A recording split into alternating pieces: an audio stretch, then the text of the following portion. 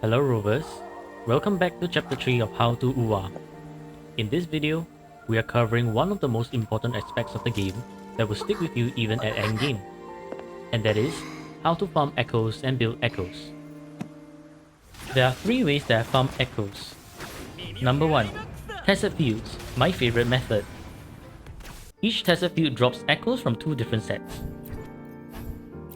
To find tested fields of a specific set, you can head to the guidebook, click on the second tab, and go to Tested Suppression. Here, you'll find a list of tested fields and their respective Sonata sets that they drop. Alternatively, you can head into the data bank and look at Sonata Gallery, the third tab, and then you can click on Go to Collect. It will direct you to the tested field with the Sonata set, and then you can click on Proceed. A single run costs 60 wave plates and gives around 4 to 5 echoes, along with tuners and echo EXP pods for upgrading. In this clip, I'm doing a double claim for 120 wave plates, which is why you see 2 sets of drops. Sometimes, there's a ×2 drop event, which means you can claim 2 times rewards from the tested field with just 60 wave plates instead of 120. You definitely don't want to miss these events. The downside is that tested fields mostly give 3 cost echoes, rarely 1 cost and never 4 cost. Thus, here's where the second method of farming comes in. Number 2. Defeating enemies has a chance of dropping echoes. To track specific echoes, use the databank's detect function. It will guide you to the closest echo until you've driven them to extinction. There's a pity system for 3 cost echoes and above, so defeating enough of them will guarantee a drop. There are also 2 dishes you can consume to increase your echo drop rate. Here are the 2 dishes, their effect, and how you can obtain them. 1. Lemon Braised Pork. Increases echo drop rate by 20% for 30 minutes. Obtainable from Hongzhen Souvenir Store for 15 wood shards. Number 2. Sweet and Sour Pork. Increases echo drop rate by 50% for 30 minutes. Obtainable from the Wind Chimer Store at level 4. Moving on to method number 3. Echo Merging. This method is essentially recycling unwanted echoes in the data bank to try and get a better one.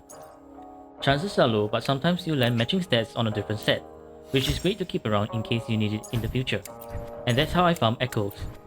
Now, on to the juicy part. Echo Enhancing. Main stats. Echo main stats are random when dropped. Here's what to look out for. For 4 cost echoes, you want crit rate or crit damage for DPS, and healing bonus for healers. For 3 costs, you want elemental damage bonus or attack percentage for DPS, and energy regen for healers. For 1 cost, you want attack for DPS and HP for supports. But of course, we have exceptions like Verena, who scales on attack for healing, and Brent, who scales on energy regen for his kit. So always check Resonator guides for their optimal builds. Substats and optimization. Once you get a good main stat, it's time to enhance your echo. Here's how I do it. Enhance to +10 and check the substats. If both substats are bad, it's fodder material. If it rolls a substat I want but non-crit, I enhance it to +15.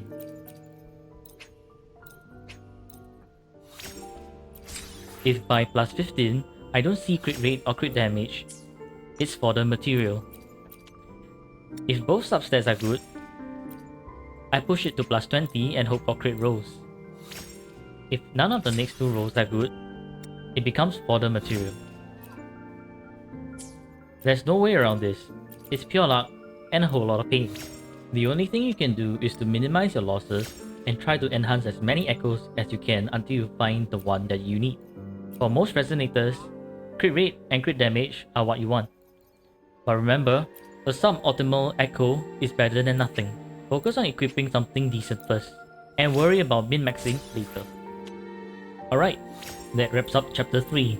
Hopefully, you now have a better idea on how to farm and build echoes, especially when taking your chances with echo substats and minimizing your losses. In my next video, I will upload an uncut video while I enhance echoes. It will be a 0.5 chapter video, so you can watch it if you're interested. Otherwise, stay tuned for chapter 4, where I will cover the basics of combat in Wuwa. Good luck and happy farming, Rovers. I'll see you in the next video. Goodbye. Goodbye.